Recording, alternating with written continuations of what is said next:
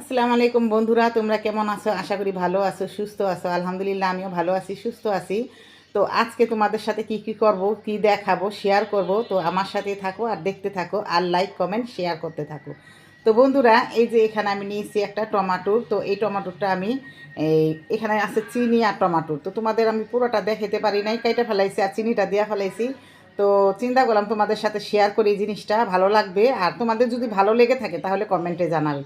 তাহলে আসো, আমি কিভাবে কি করি দেখো। এটার সাথে চিনি আছে, একটু চিনি নিচ্ছি আর শুধু টমাটো। আমার সাথেই থাকো। তো বন্ধুরা, আমি এখন ঘষবো। কমসে কম 2 মিনিট ঘষা, 2 মিনিট রাখবা। শুধু চিনি, টমাটোর এটার ভিতরে চিনি দিবা, বা মধু থাকলে মধু।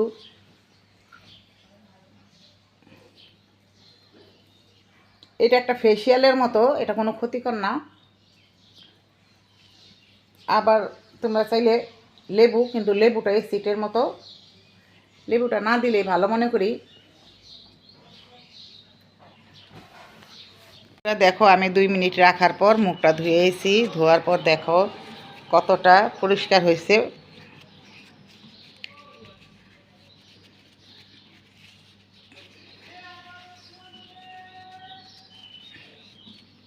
বন্ধুরা দেখো আমার চেহারাটা, মাশাল্লাহ, আগেতে কত ফ্রেশ হয়েছে, পরিষ্কার হয়েছে। তো কেমন হয়েছে তোমরাও কমেন্টে জানাও। আর আমার পুরোটা ভিডিও দেখবে, স্কিপ করবা না, আর আমার সাথেই থাকো। উঠলাম, চেহারাটা ফ্রেশ করলাম। তো এখন আমি ঘর বাড়ি ঝাড়ু দেবো, পরিষ্কার করব। আর মেয়ে গাছে পানি দিচ্ছি কিনা দেখবো। তাহলে চলো আমার সাথে। কাপড়গুলো শুকাইছে, নেই নেই, পানি তো দেয় নেই, শুকায় রয়েছে। প্রচণ্ড রোদ উঠে। আর এই যে দেখো বন্ধুরা, এখানে একটা লেবু আছে। মাশাল্লাহ বলবা সবাই। আর মাশাল্লাহ, আমার এই লেবু গাছটা অনেক লেবু ছিল, বাচ্চারা ছিঁড়া ফেলাইছে। আর এখানে এই যে আরও লেবু ধরবো, ফুল ধরছে, এই যে এখানেও ফুল ধরছে। আর এটা হচ্ছে কাঁচামরিচ গাছ। এটার ভিতরে অনেকগুলা কাঁচামরিচ ধরছিল, এখন আবার ফুল ছাড়ছে। তো গাছে পানি দিব। এখন তো রোদ উঠে গেছে, রোদের টাইমে পানি দেওয়া যায় না।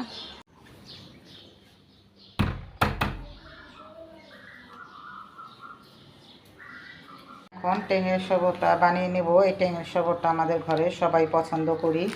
আর আমরা লেবুর শরবতটা কমই খাই, এসবগুলো বসিটাও খায় না। লেবুর শরবতটা কম খাওয়া হয় কারণ গ্যাস্ট্রিকের চাপ দেয়, এজন্য।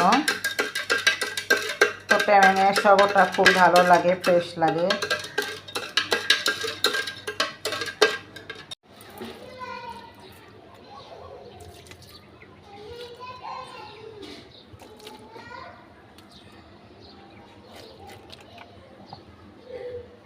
গাছগুলো একেবারে রোদে শেষ।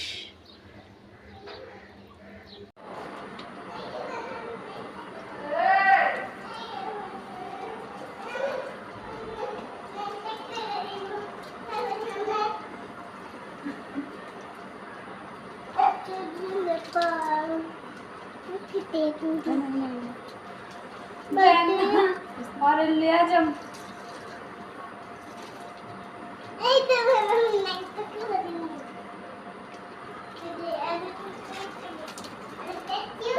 ভিডিও করতেছেন।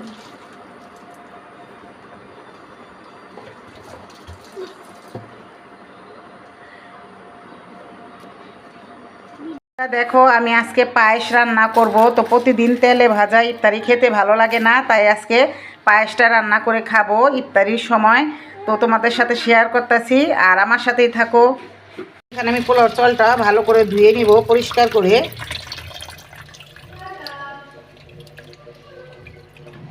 আমি এখানে নিয়ে নিচ্ছি দুধ। দুধের ভিতরে আমি পোলাওর চালগুলো ছেড়ে দিব, আর দিয়ে দিব পানি আর একটু সামান্য লবণ।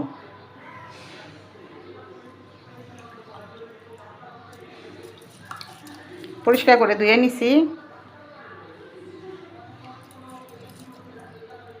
দিয়ে দিব আমি লবণ, দিয়ে দিব পানি। তো আমার সাথেই থাকো। তো বন্ধুরা, বসায় দিছি, আর আমি খাটের উপর বসে রয়েছি।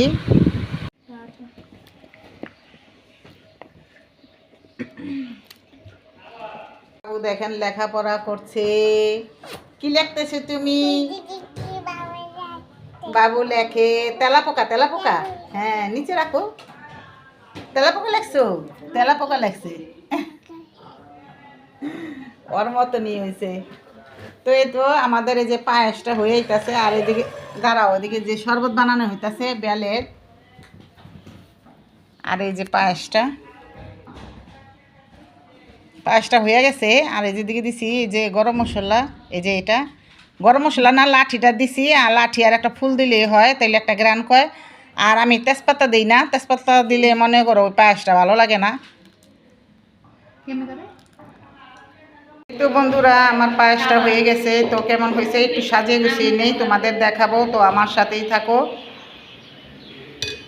বন্ধুরা এখানে আছে কিশমিশ, আর একটু আছে গাজর, আর এটা হয়েছে বাদাম, পেস্তা বাদাম, গাজর, কিশমিশ। তো আমি এখন এগুলো দিব, আর গাজরটা রান্নার সাথে সাথে দিলে একটু ভালো হয়। এখন অল্প করে একটু উপরে দিব, দেখা সুন্দর দেখার জন্য। তো বন্ধুরা আমরা এখন বেড়ে নেব।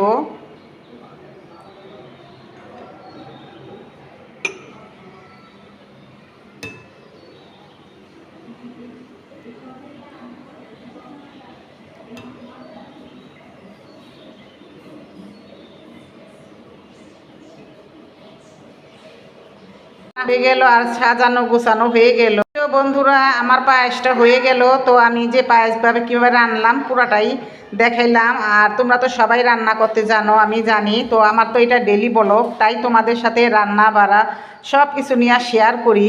তো আমার এই পায়েস রান্নাটা আজকে কীরকম হয়েছে, আর এই সাজানো গোছানোটা কীরকম হয়েছে কমেন্টে জানাইবা। আর তোমরা সবাই ভালো থাকবা, সুস্থ থাকবা। আজকে এই পর্যন্তকেই, আল্লাহ হাফেজ।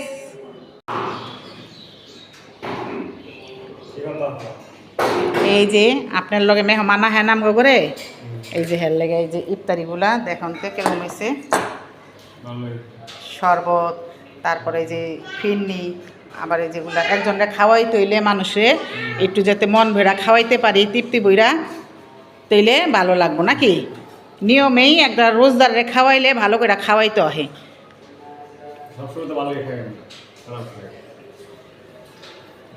আচ্ছা এই যে বিরিয়ানি রান্না করছি হার জন্য, এই যে বিরিয়ানিটা কিরকম হয়েছে। তো বন্ধুরা তোমরা এরকম একজন অসহায় মানুষে খাওয়াইলে, ইফতারি করাইলে মন ভিড়া করাইবা, যাতে তার মনের খিদাটা মজা যায় আর ভালো লাগে, তৃপ্তিটা লাগে। মেহমানের জন্য এগুলা সাজাইলাম। আমাদের বাসায় একজন মেহমান আসে আমার হাজবেন্ডের সাথে। তো এই যে এটা আছে বিরিয়ানি, আর এই যে ইফতারিগুলা। তো এই যে আপনার লগে যে মেহমান ভাইয়া হে একটা, এর জন্য এই যে বিরিয়ানি রান্না করছি, আর এই যে দিকে ইফতারিগুলো আয়োজন করছি। কেমন হয়েছে? ভালো হয়েছে। রোজার দিনে একটা অসহায় মানুষের খাওয়াইতে হইলে ভালো করে খাওয়াইতে হয়, যেমন মনের খাবারটা তৃপ্তি পায়।